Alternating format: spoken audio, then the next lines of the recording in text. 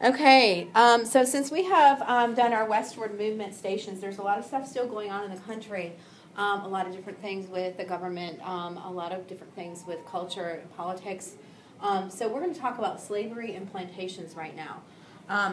What we're going to first talk about is the invention of the cotton gin by Eli Whitney. The cotton gin, when Eli Whitney invented this, the cotton gin was made to clean cotton. 50 pounds of cotton could be cleaned per day. That compares with only 1 pound that could be cleaned by hand per day.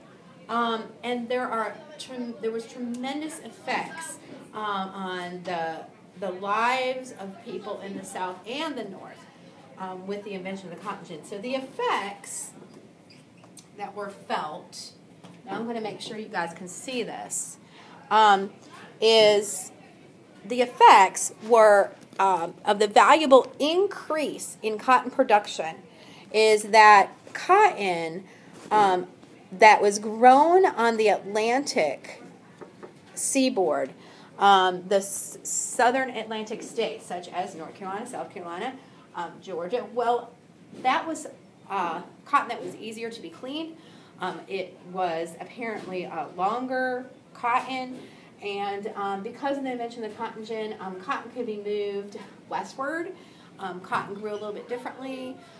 They were a little bit different, had a different genetic makeup, so the cotton was smaller and harder to clean. But because of the cotton gin, the cotton was much easier to clean, so they could move westward, Alabama, Mississippi, Louisiana, Arkansas, which means those farmers moved westward, plantations went up over there, and slaves and small farms and large plantations, which essentially drove more Native Americans off their land, which led to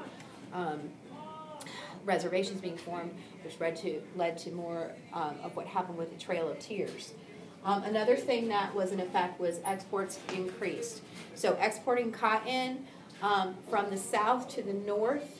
The North was able to increase production and manufacturing because the northern cities had the textile mills and the manufacturing of what came out of the cotton production. So exports increased in the South and imports increased in the North to those mills. There was more demand for slaves, so slaves from the East were sold to the South and the West. And then cotton earnings rose, so the price of slaves rose. In 1790, a price of a male field hand was $300, and in the 1830s, it rose to about $1,000. So a little bit more about slavery and plantations before we move on, is that the South was divided between those who held slaves, which were about 1/3 of the white families, and then those who had little or no slaves. Okay, so the South, 1/3 of the white families held slaves, and of the wealthiest and most powerful, about 1/10 were the wealthiest and most powerful who had 20 or more slaves, and those people controlled the wealth in the South, controlled the politics in the South, and so on. Most people had little or no slaves, but they supported slavery anyway because they aspired to grow their farms and eventually own slaves. Now, going to African Americans in the South,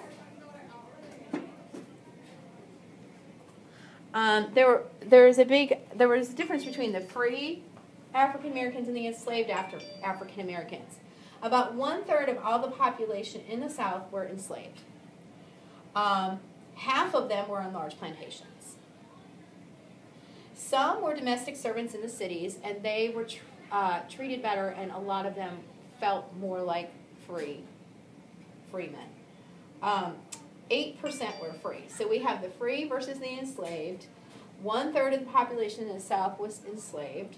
1/3 of all the population in the South were enslaved. Okay, not just slaves, but 1/3 of the population were slaves. So 8% of the African Americans were free. When they gained their freedom, they were often made to leave most southern states. But when they were made to leave, even going to the North, they couldn't vote and they couldn't get an education. They could be captured and sold into slavery again. Yes, unfair. But oftentimes the free papers were not respected. And religion was very important to the slaves and to the African Americans, and family was important. And as you know from our DBQs, from our stations, a lot of the families were split apart. And so there were rebellions. And there was one rebellion led by a man named Nat Turner. He had 70 other followers, and they killed 55 white people, men, women, and children, to rebel against the awful treatment of slaves. Eventually, they were captured by white men, and 16 of them were killed. What happened to Turner? He was captured and hanged. Fear spread tremendously in the South, and a horrible thing happened. The whites killed about 200 African Americans in revenge for Nat Turner's rebellion. Which also was an effect of that is harsh laws for African Americans went into effect.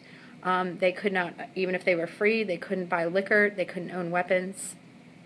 The grip of slavery grew a lot tighter, which probably meant that the slaves were treated even worse.